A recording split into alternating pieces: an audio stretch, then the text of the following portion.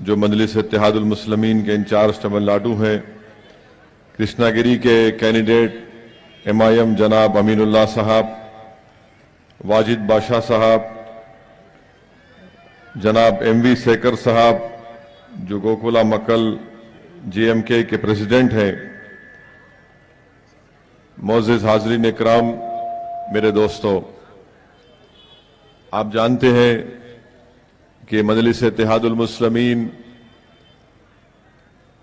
TT Dinakaran साहब की party के साथ इस अलायंस में है और 3 असेंबली कॉन्स्टिट्यूंसीज में MIM पार्टी इलेक्शन लड़ रही है AMMK के साथ, और दीगर इसमें पॉलिटिकल पार्टीज भी शामिल हैं। मेरी आपसे गुजारिश है कि 6 अप्रैल के दिन आप यहां पर मजलिस के उम्मीदवार का जो निशान है, सिंबल है, वो काइट है। काइट के निशान पर आप बटन दबाकर अपनी पार्टी को कामयाब करिए। तमिलनाडु में हमेशा 2 पॉलिटिकल पार्टीज की हुकूमत रही है। आज पहली मर्तबा एक तीसरे पॉलिटिकल कॉम्बिनेशन TT दिनाकरन साहब की लीडरशिप में इमर्ज हुआ है और मुझे पूरा यकीन है कि तमिलनाडु में जो पॉलिटिकल स्पेस है और पॉलिटिकल वैक्यूम है, वो यकीनन TT दिनाकरन साहब उस पॉलिटिकल वैक्यूम को और उस पॉलिटिकल स्पेस को ऑक्यूपाई करेंगे और उसको पूरा करेंगे। लोग ये समझते हैं कि तमिलनाडु में सिर्फ सियासत ADMK और DMK के दरमियान में रहेगी। अब के इस असेंबली इंतखाबात में ये नहीं होने जा रहा है। मुझे पूरा यकीन है कि एक थर्ड पॉलिटिकल फोर्स के रूप में AMMK और उनके तमाम अलायंस पार्टनर उभरेंगे। मेरी आप तमाम से गुजारिश है कि एक तारीखी मौका आपके पास आया है, इसको आप हाथ से जाने मत दीजिए। ADMK के बारे में मैं क्या कह सकता हूं? मैं पूछना चाहता हूं तमिलनाडु के चीफ मिनिस्टर से और BJP से जो तमिलनाडु के हैं। आज United nation human rights commission में श्रीलंका की गवर्नमेंट के खिलाफ एक रेजोल्यूशन मूव किया गया था, जिसमें यह कहा गया था कि श्रीलंका की हुकूमत ने श्रीलंका के तमिलियंस पर जुल्म किया। आज अफसोस के साथ कहना पड़ता है कि नरेंद्र मोदी की सरकार उस रेजोल्यूशन से एब्सटेन करती है। हम नरेंद्र मोदी से और ADMK से पूछना चाहते हैं, क्या ये आपकी तमिल अवाम से मोहब्बत है कि आप UNHRC के रेजोल्यूशन में आप एब्सटेन कर देते हैं और श्रीलंका के हुकूमत की तायीद करते हैं? और क्यों नरेंद्र मोदी और BJP आज के रेजोल्यूशन में अपने आप को एब्सटेन किया, जबकि इंसानियत का तकाजा यह है कि नरेंद्र मोदी की हुकूमत उस रेजोल्यूशन की तायीद करती, क्योंकि तमिल अवाम का श्रीलंका में उनका कत्लेआम हुआ, उनकी नस्ल कशी हुई, मगर नरेंद्र मोदी की हुकूमत ने श्रीलंका के प्रेसिडेंट और प्राइम मिनिस्टर की नई गवर्नमेंट की सपोर्ट किया एब्सटेन होकर, इसलिए कि BJP ये चाहती है कि नॉर्दर्न टर्मिनल का कॉन्ट्रैक्ट नरेंद्र मोदी के एक चाहने वाले चहीते को मिले। इसीलिए नरेंद्र मोदी की सरकार ने आज के रेजोल्यूशन में एब्सटेन किया। अफसोस के साथ कहना पड़ता है कि तमिल अवाम के साथ श्रीलंका में जुल्म हुआ, बजाय उसके कि जिन्होंने जुल्म किया आप उनके सपोर्ट में खड़े होते। आज BJP ने इस वोटिंग से एब्सटेन करके बता दिया कि BJP तमिल अवाम से मोहब्बत नहीं करती है। मेरे अजीज दोस्तों और बुजुर्गों, तीसरी बात जो मैं आपको खुलकर बयान करना चाहूंगा वो ये है कि हम पर इल्जाम लगाया जाता है, लोग हमसे सवाल भी करते हैं कि आपके इलेक्शन लड़ने से वोट का डिवीजन होगा। मैं आपको बताना चाह रहा हूं कि आप AMMK के अलायंस के कैंडिडेट्स को कामयाब करिए। इंशाअल्लाह ताला हम बीजेपी को ना सिर्फ तमिलनाडु में रोकेंगे बल्कि आने वाले इलेक्शन में पूरे भारत से नरेंद्र मोदी को शिकस्त देंगे। ये हमारा आपसे वादा है। मैं आपको ये भी बताना चाह रहा हूं कि दिनाकरन साहब से मेरी गुफ्तगू हुई तो मैंने उनसे साफ ये पूछा कि क्या आप बीजेपी को अपोज करेंगे, तो मिस्टर दिनाकरन ने कहा कि mister Owaisi, no question about it, we will oppose BJP tooth and nail. ये उनका क्लियर कट स्टैंड है। और बार बार ये कहना कि बीजेपी को फायदा होगा, बीजेपी को फायदा होगा। मैं आपको ये बताना चाह रहा हूं कि क्या DMK ने अटल बिहारी वाजपेयी की हुकूमत की सपोर्ट नहीं किया था? क्या DMK के मिनिस्टर नहीं थे अटल बिहारी वाजपेयी के कैबिनेट में? जो लोग आज डिवीजन ऑफ वोट्स के बारे में फिक्रमंद हैं, जब गुजरात की सरजमीन पर जेनोसाइड और प्रोग्राम किया जा रहा था, उस वक्त क्या DMK कहां पर थी? ये आप जानते बेहतर हैं। अब मैं आपसे अपील करने आया हूं कि अगर आपको वोट देना है तो डर की बुनियाद पर मत दीजिए, खौफ की बुनियाद पर मत दीजिए, बल्कि एक उम्मीद की बुनियाद पर वोट देकर आप यहां से MIM पार्टी के और AMMK के अलायंस के पार्टनर्स को कामयाब करिए। बी टीम कौन है? बल्कि यहां पर तो उर्दू की कहावत सच साबित होगी कि इस हम्माम में सब नंगे हैं। ADMK भी और DMK तमाम बीजेपी के साथ रहे। चौथी बात जो मैं आपको बताना चाह रहा हूं वो ये है कि ADMK ने CAA के कानून में पार्लियामेंट में बीजेपी का साथ दिया। आप बताइए, ये CAA का कानून अगर इसके रूल्स बनकर पूरे मुल्क में इसका इंप्लीमेंटेशन होगा तो याद रखिए ये सबसे ज्यादा गलत तरीके से इस्तेमाल होगा, तो मुस्लिम माइनॉरिटी और दलित और आदिवासियों के खिलाफ इस्तेमाल होगा। इसलिए कि हमारे पास डॉक्यूमेंट्स के नाम पर कई लाख हजार लोगों को परेशान कर दिया जाएगा। क्या ADMK नहीं जानती कि आसाम में जब सुप्रीम कोर्ट के मॉनिटर्ड NPR NRC हुआ जिसमें 20 लाख लोग के नाम नहीं आए, जिसमें से 15 लाख हमारे नॉन मुस्लिम भाई थे, तो बीजेपी आज कह रही है आसाम में कि अगर हम दोबारा आसाम में पावर में आएंगे तो एक नया NPR NRC करेंगे। मेरे अजीज दोस्तों और बुजुर्गों, ये ADMK का कम्युनल चेहरा है जो पार्लियामेंट में उन्होंने नरेंद्र मोदी की हुकूमत का साथ दिया। पांचवी बात जो मैं आपको बताना चाहता हूं, ये DMK के ताल्लुक से लोग कहते हैं कि असदुद्दीन ओवैसी हमारे पास कोई ऑप्शन नहीं है, DMK को वोट देना है, बीजेपी को हराना है। यकीनन वोट डालना ये आपका हक है, किसको वोट डालना ये आपका हक है। मैं सिर्फ यहां पर चंद बातें कर कर चला जाऊंगा और अल्लाह से दुआ करता हूं कि मेरी बात का असर आपके दिल पर पड़े और आप एक सही फैसला ले सकें।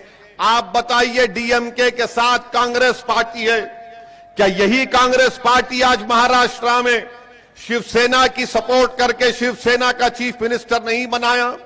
मैं DMK के जनाब स्टैलिन साहब से पूछना चाहता हूं, आपके अलायंस पार्टनर कांग्रेस है, कांग्रेस को आपने सीटें दी, क्या इसीलिए आपने सीटें दी कि महाराष्ट्र में शिवसेना की सपोर्ट करे?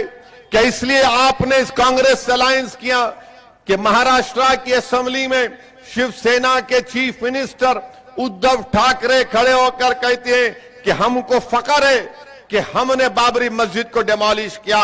उद्धव ठाकरे ने कहा कि we are proud of our role in the demolition of Babri Masjid. May I ask mister Stalin to clarify his stand that your party is supporting Congress party which is supporting Shiv Sena. Shiv Sena फिरका परस्त पार्टी है। मैं पूछना चाहता हूं DMK के जनाब स्टैलिन साहब से कि जिस पार्टी के साथ आप हैं, यही कांग्रेस पार्टी ने, अमित शाह ने जुलाई 2019 में अनलॉफुल एक्टिविटीज प्रिवेंशन एक्ट का बिल लेकर आया, तो यही कांग्रेस पार्टी ने अमित शाह का, मोदी का साथ दिया और यही मनूस कानून की बुनियाद पर सौों की तादाद में मुसलमान, दलित, आदिवासी, इंटेलेक्चुअल्स और राइटर्स को जेल की सलाखों में डाल दिया गया। ये डीएमके के अलायंस पार्टनर का रोल है। डीएमके और कांग्रेस पार्टी को कोई हक नहीं पहुंचता कि हम पर उंगली उठाकर हमसे सेकुलरिज्म की बात करें। डीएमके के अलायंस पार्टनर्स को हक नहीं पहुंचता कि वो बीजेपी से डरा कर वोट को हासिल करे। अरे आपने बीजेपी का साथ दिया था, आपने बीजेपी के साथ पावर शेयर किया था। और आखिरी बात, डीएमके का इलेक्शन मैनिफेस्टो आप पढ़ो, उसमें डीएमके कहती है कि जो मंदिरों को जाएगा उनको 25,000 रुपये 1,00,000 रुपये देंगे। मैं मिस्टर स्टालिन से पूछता हूं कि आप अगर मंदिर को पैसे दे रहे हैं तो कोई दरगाह को भी जाना चाहता है, कोई मक्का को भी जाना चाहता है, कोई मदीने को भी जाना चाहता है, कोई मस्जिद अक्सा को जाना चाहता है, कोई नजफ और करबला को जाना चाहता है। उनके लिए कुछ नहीं है आपके पास। बताइए इनका इलेक्शन मैनिफेस्टो क्या है? 200 करोड़ क्यों देते हैं आप मस्जिद को और चर्चेस को? हमको भी दोना 1,000 करोड़ रुपये। ये डबल स्टैंडर्ड आपका क्या है? ये तमिलनाडु पेरियार की सरजमीन, ये तमिलनाडु अन्ना की सरजमीन, और इस सरजमीन पर डीएमके का इलेक्शन मैनिफेस्टो इस तरह की बात करता है। और डीएमके के लोग कहते हैं कि हम हिंदुओं के खिलाफ नहीं है, हम ब्राह्मणों के खिलाफ नहीं है। अरे आप क्यों कहना पड़ रहा है आपको ये बात? क्यों कहना पड़ रहा है आपको ये बात? और लोग मुझसे सवाल करते हैं फिर ये बीजेपी का, अरे इनकी जबान तो देखो आप, इनका पैगाम तो देखो आप, ये क्या कह रहे हैं। मैं इसीलिए आपसे अपील कर रहा हूं कि आप अपना मुत्तहिदा वोट का सही तरीके से इस्तेमाल करिए। ये जो फिरका परस्ती के जरासिम पूरे मुल्क में फैल चुके हैं, अगर आपको यकीन नहीं हो रहा तो आप देखेंगे कि पूरे मुल्क में फिरका परस्ती के जरासीम फैलते जा रहे हैं। मैं आपको यही बताना चाहूंगा आखिर में कि ये एडब्ल्यूएमके का इलेक्शन मैनिफेस्टो में ये बात लिखी गई है कि एडीएमके की सरकार ने एमजीआर के सेंटेनरी सेलिब्रेशंस में 1,000 लाइफ कॉन्विक्ट को छोड़ा, मगर 41 मुस्लिम कम्युनिटी के कॉन्विक्ट्स को नहीं छोड़ा। क्यों नहीं छोड़ा आपने? क्यों आपको नफरत है? अगर आप सबको छोड़ रहे हैं तो उनको भी छोड़ो आप। और फिर इस मैनिफेस्टो में वादा किया गया कि कंस्ट्रक्टिव स्टेप्स लिए जाएंगे मुसलमानों को, मुस्लिम्स को 5% रिजर्वेशन देने के लिए। ये चीज की हमकी जरूरत है। ये हमको जरूरत नहीं है कि मस्जिद को पैसे देंगे। अरे मस्जिद को दो मत दो, मस्जिद को आबाद करना मेरी जिम्मेदारी है, तुम्हारी जिम्मेदारी नहीं है।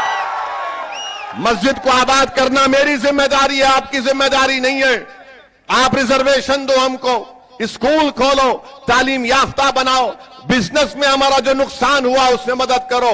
ये कुछ नहीं करेंगे। मेरे अजीज दोस्तों और बुजुर्गों, यही चंद अहम गुजारिशात मैं आपके सामने रखना चाहता था और रख चुका हूं। बहरहाल इंशाअल्लाह ताला ये फिरका परस्त और मौका परस्त ताकतों को आपको अपने वोट से शिकस्त देना है। नरेंद्र मोदी की सरकार सिर्फ मुल्क में एक अक्सरियती तबके की सोच को लागू करना चाहती है।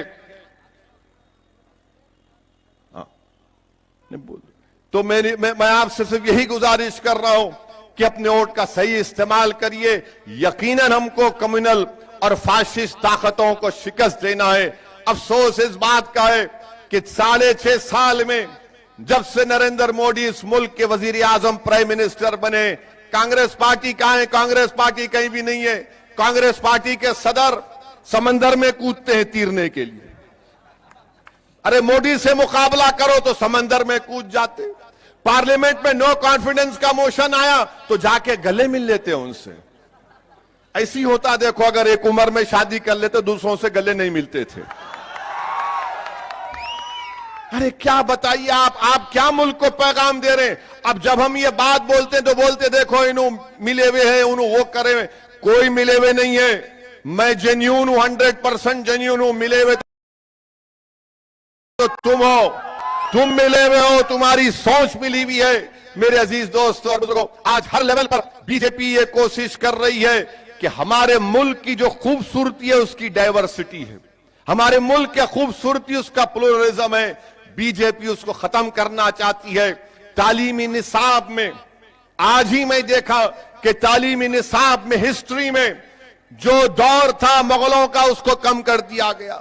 सन 57 की जंग आजादी को खत्म कर दिया गया, बल्कि महात्मा गांधी, सरदार पटेल और बड़े बड़े मुजाहिदीन आजादी के रोल को कम कर दे रही है बीजेपी। एक किताबों और निसाब में बीजेपी कर रही है।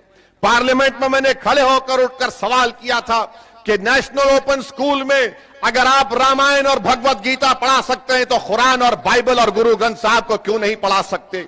मगर बीजेपी एक मखसूस प्रोग्राम को लेकर आगे बढ़ रही है। मेरी आप तमाम से गुजारिश है कि मुत्तहदा तौर पर अपने वोट का इस्तेमाल करिए। मुझे यहां से वानियमबाड़ी को भी जाना है और इंशाअल्लाह इलेक्शन से पहले फिर मैं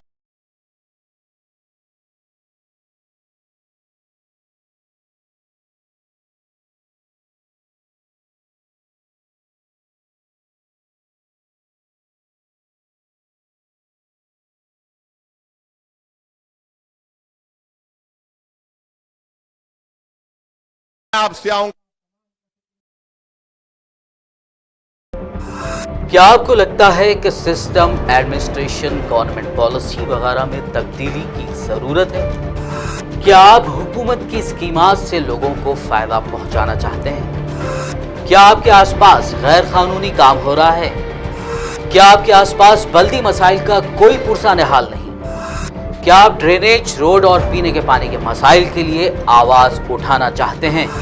क्या आप मजलूम को इंसाफ दिलाना चाहेंगे? तो बीबीएन से राब्ता करिए और बन जाइए जनता की आवाज, सिटीजन जर्नलिस्ट। इसके लिए बस आपको वाकये की वीडियो या फोटो हम तक पहुंचानी है। आप हमें ऐसी वीडियोस या फोटोज व्हाट्सएप पर भेज सकते हैं। वीडियो फोटोओं के साथ आप अपना नाम, फोटो, पता और वाकये की जानकारी देना ना भूलें।